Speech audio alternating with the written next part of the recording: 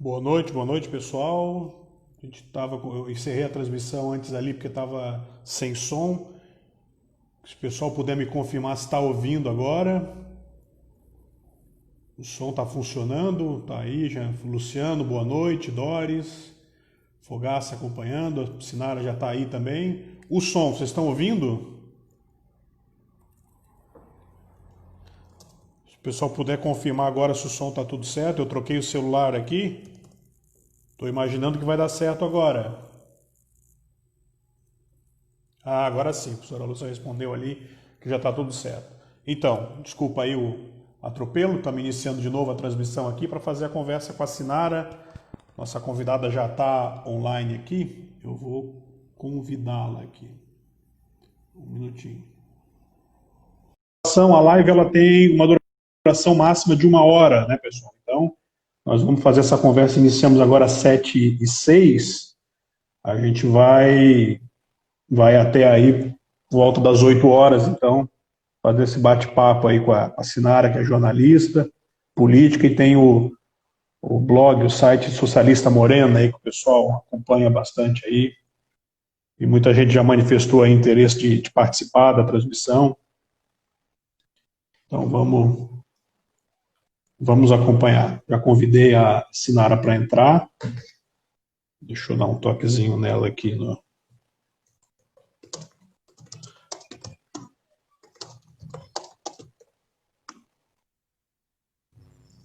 Mandando o convite aqui para a Sinara, que já está acompanhando.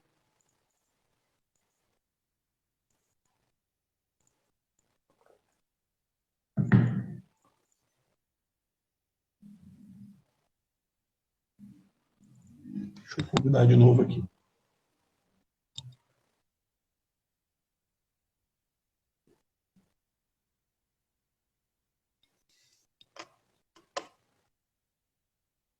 Vamos lá, atropelando aqui, mas pelo menos se a questão do som está resolvida aqui, a gente já resolve aqui. Já enviei o convite para a Sinara também, que está nos acompanhando aqui. Sinara, só aceitar aí. É ao vivo, né? Então, aí, agora deu certo. Sinara está entrando no ar aí. Deixa eu ver aqui. Eu estou tentando achar um lugar da casa que tenha internet melhor. Acho que aqui tá bom, né? A conexão parece que está boa. Está um pouquinho escuro aí, mas agora já estamos conseguindo te ver bem. Tá conseguindo me ver bem? Eu estou com uma luz aqui. Vou ver se eu coloco ela aqui para funcionar, para ver se fica mais claro um pouquinho. Tá bom? Tá, legal. Tudo bem aí? Como é que Vamos estão lá. as coisas? Como é que está a quarentena? Estamos trabalhando do jeito que dá. Aqui está um pouquinho melhor do que em outros pontos do Brasil, né? Mas está... Porque aí Essa vocês quarentena pegam o inverno do hemisfério do norte, hemisfério sul, né? sul, tu é baiana, né? Lá na Bahia já pega o inverno do hemisfério Aqui é norte, né? Já nevento. Me deu uma luz? deu, tá legal, tá bem legal. Então, lá na Bahia está nevando, o pessoal está esquiando, está mais difícil, né? Aqui em Brasília é o clima temperado, porque pega meio hemisfério norte, meio É, hemisfério sul. é no meio do caminho, né? Pega um pouco de cada. Deve ser na asa norte, deve ser uma coisa, na asa sul deve ser outra, deve ser uma coisa assim, né? É isso aí. Contigo, Sinara, tudo certo? Tudo bem? Como é que tá? Como é que tem sido essa quarentena aí em Brasília? Imagino que a cidade esteja um pouco muito menos movimentada do que costuma ser, né? Na verdade, aqui não é tão movimentado nunca, né? Aquele setor lá dos hotéis, que é onde ficam os políticos, é que deve ter caído bastante o movimento, né? Meu filho mesmo trabalha num hotel aqui em Brasília, ele cozinha no restaurante de um hotel, e o restaurante está fechado, né? Acho que a rede hoteleira de Brasília deve estar sofrendo muito aí com essa pandemia. Ah, com certeza, né? Tinha todo um movimento que girava em torno do movimento do Congresso e do próprio governo federal, né? Que com certeza deve estar muito, muito prejudicado aí, né? E melhor. Não, tá legal, assim, tá legal e a conexão também parece que tá legal. Sinara, você é uma jornalista assim pioneira em algumas coisas, assim, né? por exemplo, na mídia alternativa, né? Você tem um histórico de grandes veículos, né? Folha de São Paulo, Veja, Carta Capital. E em 2013, né? Se eu não me engano, você inicia o seu veículo próprio, né? E cria um movimento que hoje ele é relativamente comum, mas na época não era tanto, né? Isso. Por que que tu tomou essa decisão, assim, o que que te motivou a dar essa guinada na carreira, sendo que você tinha uma carreira legal e bem estabelecida nos veículos, nos grandes veículos do país? Olha só, Matheus, eu sentia muita vontade de ter um espaço onde eu primeiro opinasse, né? Porque o jornalista, o repórter, ele não opina, ele apenas reproduz a opinião dos outros. E eu já estava numa altura da minha carreira, já era final de 2012, na verdade, que eu queria ter um espaço para opinar, né? Eu acho que todo jornalista, a partir hoje você vê que as pessoas da minha geração hoje, a maior parte delas tem colunas, elas opinam. E eu não tinha esse espaço como colunista na revista, e eu queria ter um espaço para fazer isso, para opinar, para dizer o que, é que eu penso sobre os assuntos do momento, e também para escrever um tipo de matéria que nos jornais não funciona, sabe? Até hoje não funciona. O digital dá umas possibilidades para a gente que a mídia convencional não dá. E, além disso, há algumas pautas que para uma revista, para um jornal, não são importantes, para mim, na internet são, entendeu?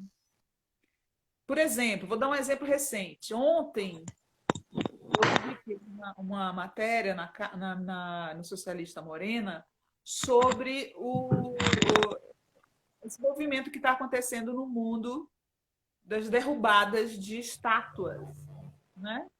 Estão derrubando estátuas na Inglaterra, estátuas de genocidas, traficantes de escravos, que infelizmente continuam no meio de praças no mundo, em vários lugares, inclusive no Brasil, que nós temos aí, lá em São Paulo, aqueles monumentos horrorosos aos bandeirantes, e eu dei o exemplo do Borba Gato, Do Borba que é Gato, né? Isso.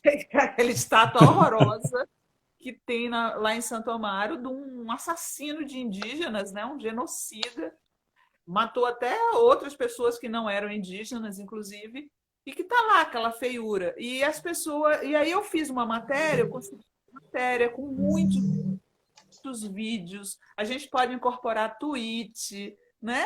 Eu acho que o jornalismo digital, quando bem feito, ele é muito superior ao jornalismo impresso, sabe? Porque o jornalismo impresso ele é muito estanque. A informação termina ali.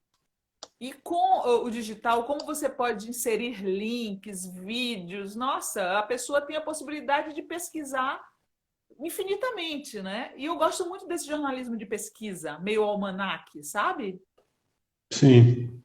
Os Fico próprios muito. comentários fazem com que o material continue se desenvolvendo, né? Eu gosto desse jornalismo que fala de história, que fala que não só os assuntos do momento. Você vê que no meu site não é sempre que tem assuntos atuais, né? Tem assuntos diversos. Algumas matérias do site circulam toda hora, voltam a circular porque elas são atemporais, né? Sim. E quando você iniciou esse movimento, acho que outra coisa que também não era, hoje é mais comum, muito mais comum do que era, é o posicionamento claro, né? Está muito claro que você queria fazer um site à esquerda, né? Exato. É, até hoje, na imprensa brasileira, é considerado ruim que um jornalista se posicione politicamente, né? Então, eu trabalhei muitos anos na Folha e isso era absolutamente mal visto que um jornalista se posicionasse politicamente, porque aí ele se tornaria parcial e tal. Eu discordo dessa visão. Eu acho que um jornalista ele tem que ser honesto. Eu não vou fazer uma matéria sobre ninguém que seja desonesta. Eu não preciso concordar com a pessoa para fazer uma matéria honesta. Eu posso entrevistar o Bolsonaro hoje e fazer uma matéria honesta, sabe? E ter a minha posição política. Então, esse também foi outro assunto, sabe, Matheus? Eu queria deixar clara a minha posição política, que eu tinha uma maneira de pensar e que eu gostaria de compartilhar com as pessoas a minha maneira de pensar, a minha maneira de pensar e de viver, né? Sim, e aí isso, claro, não é 100% comum, mas acho que isso se tornou um pouco mais claro. Hoje a gente vê claramente alguns jornalistas, comentaristas, posicionados mais à direita, isso já desde antes da eleição do Bolsonaro, hoje também, e também, né? Inclusive eu sinto muita falta do Reaça e Comuna, que eu assistia sempre, que eu participava com o Mário. Ficou mais honesta a coisa, né? Porque todo mundo tinha a postura. E agora as pessoas Exatamente. se assumiram. Eu acho que depois das redes sociais, o jornalista que não se posiciona, ele ficou muito escanteado. Ninguém está muito interessado num jornalista que não se posiciona. Se todo mundo tem perfil no Twitter para colocar sua opinião, como é que você vai ficar lá com um jornalista que não se posiciona? Né? Você some no meio Sim. daquele todo mundo. Quanto ao Reaça e Comuna, o Mário ele resolveu sair do programa, estava já cansado, e aí a gente procurou outra pessoa para fazer, mas não achou ninguém com aquela verve Outro Reaça, assim, tão divertida. bem palatável. E engraçado, né? O Mário é muito engraçado. Sim, sim, é muito espirituoso, né? É. É, mas é uma pena, faz parte. Eu imagino também que esse cenário todo de pandemia aí, que vocês faziam presencialmente, né? Bom, Sim, talvez pudesse ser feito no formato de esse aqui, mais ou menos, de live, cada um na sua casa e tal, né? Talvez fosse possível também, né? lá no Poder 360, a gente procurou outra pessoa para substituir o Mário e tudo, mas não ficamos muito entusiasmados com ninguém. Vamos, vamos iniciar a procura de um reaça que caiba naquele formato ali. Procura-se reaça bacana. Um reaça bacana, exatamente. E esse nome socialista morena, assim, onde é que, por que socialista morena? Tu é socialista e tu é morena, deve ser por isso, Não, assim, ou... não, não é isso, não. É claro que é uma brincadeira com isso, mas eu sou uma grande. Muito antes de Lula, quem eu admirava mesmo na política, desde muito nova, era o Brizola, né? Meu avô era brisolista e a gente era apaixonado por Brizola lá na minha casa. E o Brizola e o Darcy Ribeiro, quando voltaram para o Brasil do exílio, eles pensaram num socialismo que não seguisse modelos, né? Você sabe que o Darcy não era um grande entusiasta de nenhum modelo de socialismo pré-existente. Ele tinha críticas a Cuba, ele tinha Sim. críticas à União Soviética, ainda existia a União Soviética. E aí ele falou assim: não, nós vamos pensar num socialismo que seja brasileiro, que não siga modelos, que seja original, que seja nosso, que seja mestiço, que seja um socialismo moreno. E daí veio o socialismo moreno. Na época que o Darcy e o Brizola falaram disso, eles foram muito achincalhados, viraram alvo de piada, né? A mídia foi muito dura com o Brizola e com o Darcy. Ao ponto de quando o Darcy foi candidato a governador no lugar de Brizola, na época não tinha reeleição, e o Darcy se lançou candidato. Imagina, Darcy Ribeiro, governador de um estado, pois Sim, seria. o Rio deixou de ser governado pelo Darcy Ribeiro porque a Globo manipulou a eleição para que Moreira Franco ganhasse. Né? É muita irresponsabilidade. Né? Eu acho tão interessante a Globo ficar falando do Rio e tal. Gente, se a Globo prestasse o Rio, que é onde fica a sede da TV, estaria nessa situação, alguma participação a Globo tem. E eu posso dizer que houve uma eleição onde o Brizola por pouco não perdeu por conta de um escândalo da Proconsult, né? Depois vocês olhem aí o que foi o escândalo da Sim, Proconsult, sim. uma manipulação da Globo com pesquisas, e depois, quando Brizola lançou Darcy, a Globo manipulou em favor de Moreira Franco, e Moreira Franco foi eleito no lugar de Darcy Ribeiro. É uma coisa assim tão triste a história do Rio de Janeiro. Que desemboca nessa sequência de governadores que o Estado teve aí, né? Não vou dizer também que não tenho críticas à atuação do PT em relação ao Rio, né? Acho que o PT fez Claro. muitos acordos lá no Rio de Janeiro. Eu lembro que muitas vezes o PT tinha gente muito boa do PT, como Vladimir Palmeira, que tentava ser candidato e o PT não impedia, né? A direção nacional impedia que o Vladimir, mesmo tendo ganhado as prévias estaduais, fosse candidato. Isso aconteceu umas 2 ou 3 vezes para poder fazer acordo com essas pessoas, Garotinho, né? Sérgio Cabral, Eduardo Paes. Os partidos foram todos muito irresponsáveis em relação ao Rio de Janeiro. Sim, tanto que a esquerda como um todo encolheu muito lá, né? Impressionante a dificuldade competitiva que se tem lá, né? Lá no Rio de Janeiro. Outra coisa que você também fez um pouco antes de virar moda, vamos dizer assim, não é virar moda, não seria o jeito certo de falar, mas você adotou essa alcunha de socialista num momento em que não se tornou o ícone da discussão política que é hoje, né? Talvez o fato de tu ter essa alcunha de socialista, juntado ao fato de tu ser mulher e a misoginia que a gente tem, isso talvez te torne um alvo muito fácil para haters nesse momento em que tenta-se usar o socialismo como um ícone de algo muito tenebroso para o país, né? Sim. Eu no começo, eles me atacavam muito, sabe, Matheus? Mas eu acho que, como na verdade, na minha página do Facebook do Socialista Morena, eu bloqueei todas as pessoas que entram lá para fazer bagunça. Então, você vai ver que a página agora estacionou em 480 mil seguidores, o que é bastante, mas todo mundo que entra para comentar lá é educado, tem nível, sabe? Não é permitido memes, não é permitido imagem. Então, uma pessoa entra lá para conversar. Seja ela de direita, de esquerda, ela entrou para fazer bagunça, já sabe, porque eu administro com mão de ferro. Não, e tem muitas discordâncias, né? Tem muitos comentários ali que não é que está bloqueado quem é com ou quem discorda, né? Não. As pessoas que entram lá de kkkk e falando bobagem, xingando, já sabem que vão ser bloqueadas. Mas quem entra lá para conversar, bater papo, argumentar, é bem-vindo. Então, assim, de certa maneira, isso passou a me proteger. E, por outro lado, eu passei também a não interagir tanto com essas pessoas. Porque antes, logo no começo, acho que a gente estava ainda engatinhando nesse mundo, né? No Twitter, por exemplo, eu já bati muita boca, né? Bati a boca e tal. Perda de tempo. Quem nunca, né? Tira a energia que você tem para produzir, né?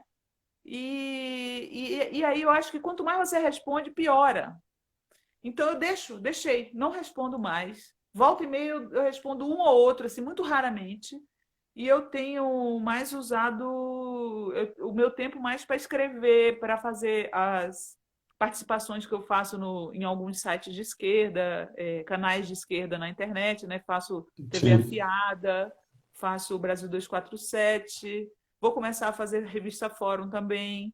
Então, eu estou economizando a minha energia. Então, os haters, hoje, eu te falar que eu nem sinto mais eles.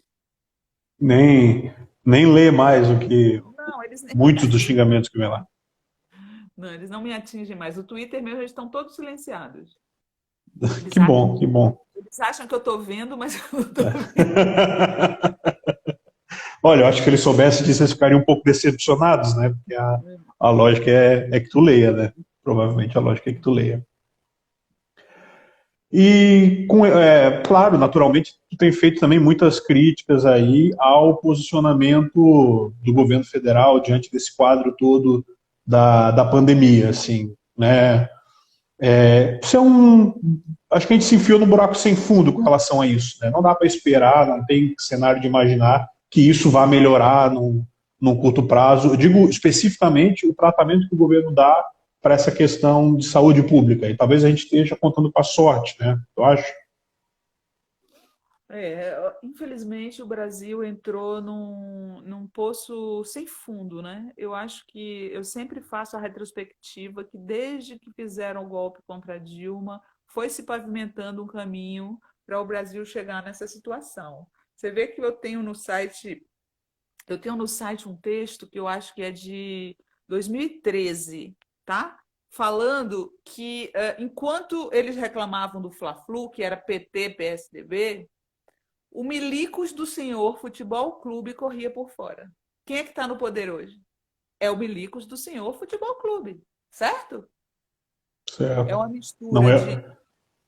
de militares com falsos cristãos fundamentalistas religiosos. Esse é o resumo do que tem no Brasil hoje. Por quê? O que aconteceu? Primeiro que não houve um combate que deveria ter tido ao fundamentalismo religioso. Pelo contrário, os partidos do Fla-Flu, o PT e o PSDB, disputavam a tapas o apoio dessa gente nas eleições, certo? Certo. Malafaia vai para um lado, Feliciano vai para outro, aquele lá da R.R. Soares vai para um lado, o outro lá, Edir Macedo, vai para outro, né? Quando essas pessoas são inimigas da democracia, elas são exploradoras da fé do povo, elas não tinham que estar aliadas nunca a nenhum democrata, certo? E aí, enquanto eles disputavam, eles iam crescendo por fora.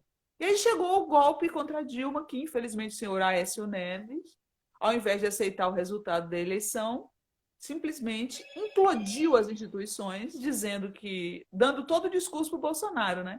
Dizendo que as urnas eletrônicas podiam ser Fraudadas. fraudadas, que a eleição tinha sido roubada, pedindo recontagem de votos. Aí você foi implodindo as instituições, certo? As instituições chegam nesse ponto hoje que elas estão enfraquecidas, a gente não acredita em mais nenhuma. Né? Hoje me perguntaram assim, você acha que o TSE vai caçar a chapa Bolsonaro-Mourão?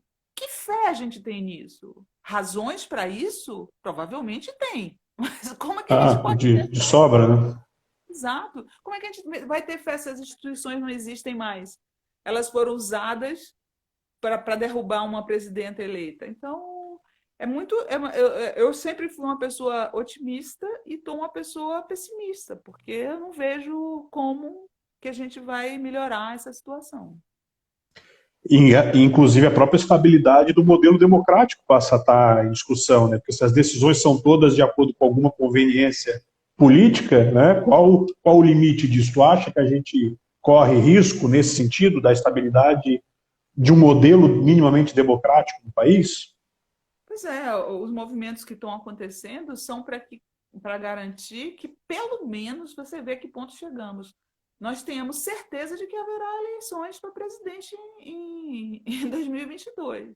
Quer dizer, a gente saiu de uma situação de normalidade, né, que de cada 4 anos tinha eleição, tranquilamente, não gostou da presidenta, muda, né, para uma situação que a gente não sabe nem mais se vamos ter eleições ou não. Eu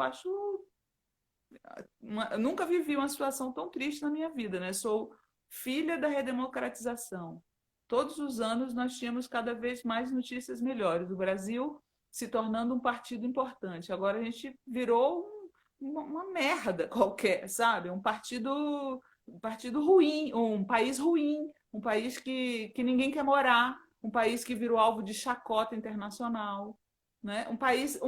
Qualquer país do mundo que seja tipo ditadura, como o Brasil virou, é considerado um país desimportante, né? Fim de mundo. Fim de mundo. Nós viramos fim de mundo. E com as instituições, como tu falou, tendo uma reação extremamente dúbias, né? O Supremo parecendo que o julgamento, que qualquer tipo de análise vai se dar por alguma conveniência política, né? E o próprio Exército também, né? Se a gente deveria ter alguma expectativa de que o Exército teria um papel institucional, acho que essa participação do governo com tanta gente da ativa do Exército cria um temor muito grande, né? Sim, eles se juntaram ao que há de pior nas Forças Armadas, né? Se é que há alguma coisa melhor nas Forças Armadas, que a gente nem sabe, né? Temos um general na saúde que não sabe nem geografia, entendeu? As noções básicas, como a gente estava brincando no começo, que acha que aqui, que o Norte e Nordeste sofre a influência do inverno no hemisfério norte. Pelo amor de Deus, Matheus. É bem assustador, porque se houvesse uma justificativa técnica, né, o cara é um baita quadro técnico para esse momento, mas não, nem isso. Ele não é da área médica ou da área da saúde, não tem experiência de gestão de saúde e fala umas bobagens desse tipo. Aliás, quando eu vi essa frase dele, já pensou a Dilma dizer um negócio desse? A Ah, Dilma falar. Dilma, quanto, né? Quantos memes eles teriam feito, né? Teria sido terrível, né? Porque A mulher é sempre burra, a mulher é sempre incapaz, né? Você vê sobre toda vez eu falo sobre essa história da quando a Dilma dizia ninguém ganha, sabe? Que eles fizeram tanta chacota, ninguém vai sim, ganhar ou perder, todo mundo vai perder. É exatamente isso que está acontecendo, todo mundo vai perder. Né? Porque essa meia dúzia de empresários que acreditam que vão lucrar com o bolsonarismo é uma ilusão deles, porque o projeto deles é ruim para todo mundo. exatamente. Provavelmente todo mundo vai perder, talvez alguns demorem um pouco mais, né? Mas todo mundo vai ter um prejuízo grande com essa queda de status que o país vai tendo ao longo do tempo, né? Disse deram risada, né? É muita injustiça, porque quando ela fala assim, todo dia que eu como minha tapioca de manhã, e aí a gente vê a importância da mandioca na alimentação, e riram tanto da Dilma saudando a mandioca, fizeram coisas de duplo sentido, né? Óbvio, porque ela é mulher, aí já pensaram logo em coisas sexuais. Poxa, a importância da mandioca na vida do Brasil desde os primórdios é muita ignorância. Acho que as piadas de cunho sexual com a Dilma, elas por si só, elas revelam muito do preparo que a gente tinha, que o país tinha, para ter uma presidenta mulher, né? Porque já vi presidente ser alvo de todo tipo de piada, de imitação e tal. Agora, nunca se viu alguma coisa naquela linha, nem do mais impopular, Temer, aos mais folclóricos por natureza, como Itamar, o Topete e tal, mas nunca houve uma coisa com aquela agressividade, né? Que a gente viu com essas piadas de cunho sexual com a Dilma, né? E não à Chamavam ela toa. Chamavam ela de tudo. Eles iam para a rua com cartazes relativos à condição de gênero. Chamavam ela de quenga, chamavam ela de gorda, chamavam ela de vaca. Sabe? Não era política. Não era política. E Sim, a nossa mídia reforçou isso, fez isso. Né? Na época, eu fiz um artigo no meu site falando que quando o Bolsonaro faz isso com as jornalistas, infelizmente, muitas jornalistas mulheres fizeram isso com a Dilma. Fizeram. Quando a Dilma aparece vestida de crochê na posse, elas disseram que parecia capa de bujão. Jornalista mulher mangando. Olha como ela anda. Mira Leitão. Olha o andar dela. Sabe? Quando você faz esse tipo de coisa, você dá um mau exemplo para o país. Nós somos formadores de opinião, nós somos influenciadores, né? É, essas pessoas, infelizmente, foram uma péssima influência. Hoje elas estão aí, falando sobre é, democracia, pedindo respeito, mas elas foram incapazes de respeitar a Dilma. num dos momentos ao longo do governo dela em que o preço do combustível teve alto, né? E isso é uma gangorra, né? É, teve adesivos em que tinha uma insinuação sexual muito grosseira com relação ao orifício do que, né? Está nesse país para se indignar com isso. porque interessava para eles esse tipo de coisa. Isso é Porque mentira. hoje a gente tem um preço de combustível alto, já teve até mais alto e tal, e você não vê uma crítica muito mais alta que naquele tempo, evidentemente, né? E não tem, nem acho que deva ter, né? Mas qualquer insinuação com aquele nível de grosseria, né? Então, eu acho que a gente precisa refletir um pouco sobre isso, né?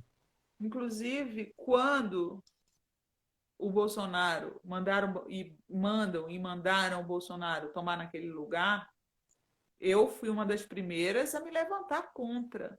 Porque a gente não pode não ter gostado do que fizeram com a Dilma e fazer o mesmo com o Bolsonaro. Não é por aí. Nossa luta não é essa.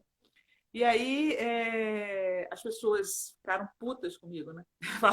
Você agora vai querer educação e tal. Não é uma questão de coerência. E logo em seguida, o Lula saiu da cadeia e foi fazer o comício lá em São Bernardo, né? E tentaram puxar o couro e ele cortou na hora. Na hora, não fale isso, nós não gostamos. Aí eles ouviram, né? Quando era eu que falava, ninguém ouvia. Falou, todo mundo ouviu. Aí o Lula falou: não é por aí, não vamos por esse caminho, né? Nós não fazemos trocar. Meu texto era assim: trocar as palavras de ordem pelos palavrões de ordem. Nós não somos essas pessoas. Nós não somos assim. Né? Uma coisa é você dizer fora Bolsonaro, outra coisa é você mandar ele tomar naquele lugar, exatamente como fizeram no estádio da Copa do Mundo, e foi assim uma das cenas mais tristes que o Brasil já teve. Né? Triste, eu acho que a nossa Sim. imagem do mundo começou a cair dali. Aí, karmicamente, ainda veio aquele 7-1 e a coisa ficou feia. Tu acha que foi uma coisa, foi, foi de propósito, não, foi um retorno da natureza? Não, foi uma coisa kármica horrorosa, né? Aquele 7-1 ali, eu acho que simbolicamente foi muito ruim. Sim, sim. Foi um ícone muito ruim daquele ato.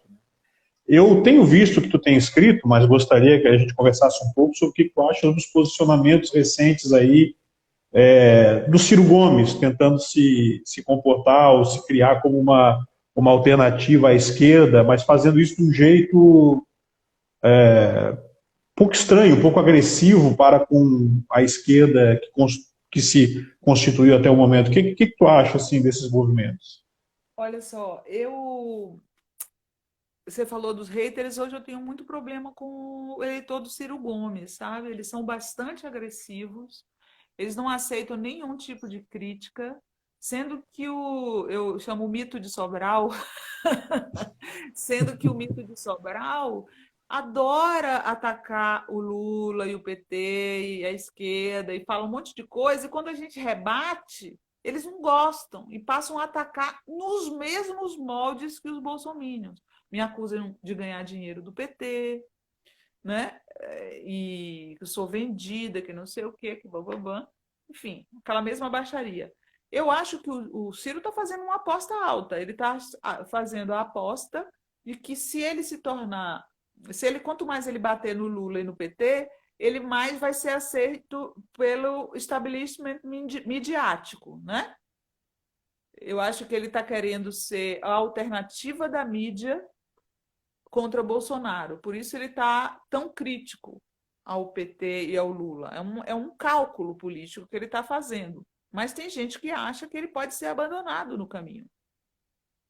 Eu não posso dizer o que E, exatamente vai acontecer, mas eu acho que ele cria muita antipatia no espectro do Brasil, que é grande, que admira o Lula, entendeu? Eu, por exemplo, eu não sou petista, mas eu admiro o Lula. Posso dizer que eu sou da esquerda lulista, como disse o Flávio Dino. O Flávio Dino também se auto-intitulou esquerda lulista. E o Ciro, quando ele começa a atacar demais o Lula, ele nos incomoda. Porque é muita ingratidão em relação ao que o Lula fez ao Brasil, sabe? O Lula fez muita coisa boa para o Brasil. Ele deveria ser respeitado. Ele deveria estar num lugar confortável. Ele é um homem idoso. para ser atacado de uma maneira tão vulgar, tão baixa, por tanta gente, já não basta a mídia, ainda vem o Ciro atacar o Lula. Então, assim, toda vez que ele for atacar o Lula, ele vai ouvir. Da minha parte, sempre. Não, com certeza de muita gente, até porque me parece uma coisa muito incoerente, né? Uma pessoa que foi ministro do governo Lula e talvez não tenha nem essa identidade histórica com a esquerda, né? Porque a trajetória política dele ela é um pouco em busca da... Como? É atribulada, digamos assim. Ah, sim. Sim, sim. Exatamente. Então, foi do PDS antes, foi do PSDB, depois foi para o PDT, né? Ele tem vários partidos aí. Acho que ele foi até sim, do PPS uma época, PPS também. ele foi candidato a presidente uma vez pelo PPS, né? A primeira vez que ele foi candidato foi pelo PPS, 98. Eu acho que hoje o Ciro está muito mais próximo do PSDB de novo. Eu sinto que ele é o bom filho que a casa torna. Parece que ele tenta viabilizar a candidatura dele por um caminho mais próximo do que a gente já considerou direita, e talvez hoje não seja tão direita, porque as definições de direita foram reconfiguradas, né, no país. Né? Hoje seria centro-direita, vamos dizer. Tu falou da... talvez porque tenha sido conveniente se denominar assim num determinado momento, né? Acho que nem sempre ele se caracterizou dessa maneira, né? Sim. Tu falou a respeito de que é acusada de receber dinheiro do PT e tal. Com relação ao sustento econômico mesmo e de viabilização dessa mídia alternativa da qual tu é uma das representantes, como é que isso acontece hoje? Você acha que isso é um caminho viável dentro do jornalismo, esse caminho paralelo aos grandes veículos e da mídia alternativa? Isso evoluiu de quando tu iniciou para cá? Tu já tem aí 7 anos nesse caminho, 8, né? Quase 8. Como independente total, porque antes eu continuava na Carta, né? A Carta Capital. Sim. Eu estou independente há 5 anos, né? Nos primeiros anos foi bem difícil, mas agora eu começo a conseguir sobreviver melhor. O que está acontecendo? Acho que a gente vacilou de não ter entrado antes para esse mundo do YouTube, como a direita fez, né? A extrema-direita percebeu antes isso e foi rapidamente para esse mundo. E a gente começou agora, e isso está dando uma sustentabilidade aos sites de esquerda. O Brasil 247, por exemplo, hoje tem muitos seguidores no YouTube, as pessoas gostam muito, tem um público imenso as lives do Brasil 247. Não sei se você acompanha a TV 247. Sim, sim. Nossa, a TV afiada que tu... As pessoas reconhecem você na rua quando você aparece lá. Eu vi você na TV 247 e tal, coisa que era impensável há algum tempo, né? Claro. As pessoas reconheciam quem aparecia na Globo. Acho que nem quem aparecia na TV, né, na Rede TV era reconhecido. Sabe? Na Record. Então, assim, eu tenho no meu site os meus assinantes, né, que são pessoas que apoiam diretamente o meu trabalho. Você entrar lá no site, tem uma parte assim, apoie, www.socialistamorena.com.br/apoie, que são as pessoas que assinam, cada uma paga R$5 por mês, algumas pagam mais, e eu tenho um número fixo de assinantes já há algum tempo que me dá um básico para sobreviver. E agora tem essas receitas oriundas das lives e dos vídeos que eu estou fazendo para os canais amigos aí, parceiro. Então, o desenvolvimento aí Parece que a Sinara travou, é isso? Tu tá me ouvindo, Sinara? Acho que travou aí, né? Sinara? Tá ouvindo? Tá ouvindo? Tá, acho que travou aqui.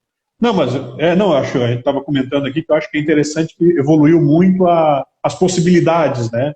Nesse campo, né? Claro que Felizmente, né? Porque isso. Eu não tenho nenhum interesse em me ligar a partidos ou governos de nenhuma espécie, porque eu quero ter sempre a minha independência. Então, se você me segue lá no Twitter, Matheus, você percebe que às vezes eu desagrado os ciristas, mas às vezes também eu desagrado os lulistas, eu desagrado o pessoal, eu Sim. desagrado o PT, eu estou desagradando sempre alguém. E agradando, e agradando também, mas eu não abro mão de falar o que eu penso. E eu acho que quando você se atrela a governos ou a partidos, você passa a maneirar a maneira que você fala. E eu não quero maneirar. Não, mas é claro, por exemplo, como uma pessoa filiada ao PT, um cara que pretende ser candidato aí pelo PT, mas manter um certo espírito crítico lendo alguém que também. Vou ser candidato a vereador aqui em Tubarão.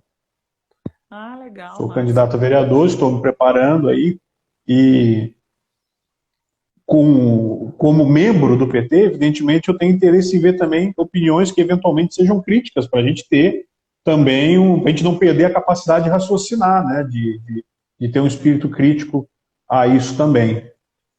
Eu sempre falo, Eleição municipal. eu não faço média, sabe? Você vai me perguntar uma coisa, eu vou responder o que eu sinto, o que eu penso e acabou. Então, assim, esses dias mesmo me perguntaram sobre a história do Lula não dar entrevista para o Globo e eu achei que o Lula errou ali. Eu acho que o Lula acerta muito, mas nesse aspecto ele errou, porque o PT estava há vários dias dizendo que a Globo não dava espaço, não dava espaço, aí quando convidam ele, ele recusa. Achei que não tinha nada a ver. Sinceramente, aí, É, nesse momento, o pessoal do PT fica bravo comigo, mas eu não vou abrir mão de falar o que eu penso por conta do que de ataques, não sabe? Estou acostumada, já estou com couro grosso. sim, sim. E, inclusive, eu reparo que no teu blog me parece que tu não usa nem o Google Ads ali, essa ferramenta que tá tão em polêmica aí, por conta, Eu evidentemente, dos sites mais à direita, né? na minha home, porque eu quis fazer um site bonito visualmente, tá? Você vê que Não, e com o Google Ads é difícil. Modéstia à parte, Socialista Morena é um dos sites mais elegantes do Brasil. É, Elegante. Eu é. fiz ele todo elegante. Eu faço uma curadoria das imagens, sabe? Eu quero fazer tudo com muito bom gosto. A partir do momento que você entope de anúncio, enfeia, enfeia. E aí o cara que faz TI para mim, eu pedi para ele botar apenas uma janela, tem uma janela lateral na home, que entram ali alguns anúncios e que é um dinheiro pouquinho que eu inclusive uso para pagá-lo, que ele faz de graça para mim. E lá eu bloqueei vários tipos de anúncios. Você pode olhar que se você vai entrar na home do site, vão ter apenas educação, vestuário, calçados, viagem de maneira geral, mas não entra banco, não entra carro, não entra governo. São bloqueados. Esse tipo de anúncio nunca vai aparecer lá, nem no Google Ads.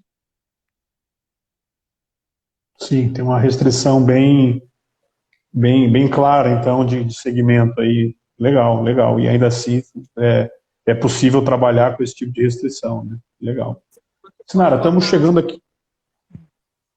Diga. Não, termina.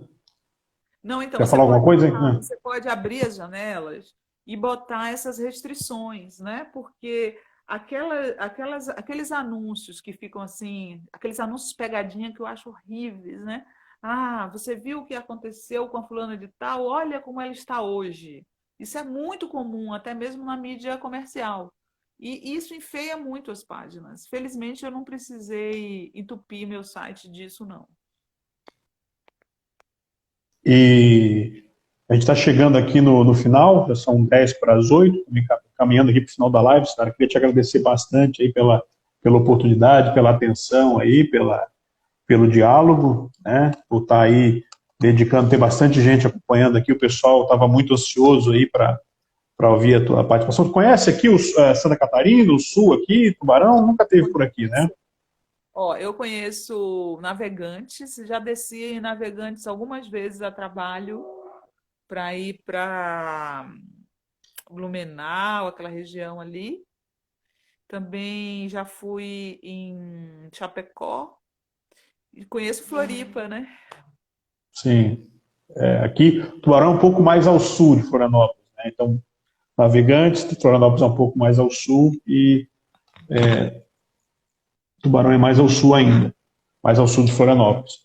Quais são as perspectivas que tu vê para essa eleição municipal de 2020 para o campo da esquerda? Será que a gente consegue recuperar um pouco do espaço? Porque acho que a eleição mais devastadora para a esquerda foi nem de 2018, foi de 2016, né? Acho que a gente vai ocupar. Eu estou otimista em relação às eleições municipais. Agora, no seu partido, amigo, faz umas escolhas que a gente não consegue entender.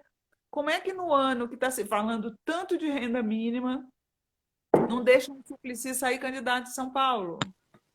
Não dá para entender isso É, daí. Acho que a gente tinha muita. A esquerda com o Suplicy, ainda mais se juntasse ao Boulos, tinha chances muito boas em São Paulo. Mas eles optaram por botar um cara que ninguém conhece. Enfim, tem essas idiosincrasias. Aí o Freixo também desistiu de ser candidato no Rio. Isso tudo desmotiva, né? sim, primeiro que desarticula as possibilidades de aliança, né? E depois que vai criando vai estabelecendo candidaturas que aparentemente são menos viáveis, né? Uhum, sim, pois é. Eu estava muito otimista com as possibilidades do Freixo no Rio, Suplicy em São Paulo. Até agora só tomei banho de água, de água fria. Mas eu acho que a gente vai fazer bastante vereador. Espero que você consiga aí se eleger. Então, Acho estamos trabalhando aí. nova, muita gente do movimento negro, muita mulher. Eu acho que a gente vai fazer um barulhinho bom aí na eleição. Depende de para quando ela vai ser adiada também, né, Matheus? Que a gente não sabe ainda. Pois é, essa definição aí, para quem está pensando, mirando a campanha, isso é um problemão aí, né? Talvez Eu dezembro, acho que jogar 2 meses para frente. o Bolsonaro, como ele não conseguiu nem viabilizar o partido dele, é capaz dele ter um baque bem grande aí. Tomara, né? Tomara, porque além de ter espalhado, ele não ter o próprio partido dele, acho que, imagino que esse processo da pandemia jogue contra, né? Imagino que sim, né? Sim, acho que Sinara, sim. agradeço. Não, é isso não. Quero só agradecer aqui a tua presença, a tua participação. Daqui a pouquinho o Instagram já vai cortar a nossa live aqui, o período máximo é 1 hora, né? Então a gente está caminhando aqui. Quero agradecer demais a tua participação aqui, a atenção aí, a disposição, né? A gente já está falando dessa live há algumas semanas, mas aí teve dificuldade de acertar, mas hoje deu certo. Obrigado, bom trabalho para ti aí e continue nesse posicionamento aí, porque a gente tem muita gente acompanhando aqui, muita gente aplaudindo. Se tem hater indo te xingar, mas com certeza, e tem muita gente também elogiando, parabenizando, eu fico feliz com isso, fico feliz de ver, como jornalista também, esse caminho do jornalismo alternativo também ser desempenhado aí por profissionais tão competentes e tão independentes como você. Então, agradeço a tua participação, muito obrigado, Eu que e uma agradeço, próxima aí. Matheus. Tudo de bom e boa sorte aí para você. Um beijo pro pessoal lá do Obrigadão. Tubarão. Legal, obrigado, Sinara. Um abraço e Beijo. até a próxima. Tchau. Tchau, tchau.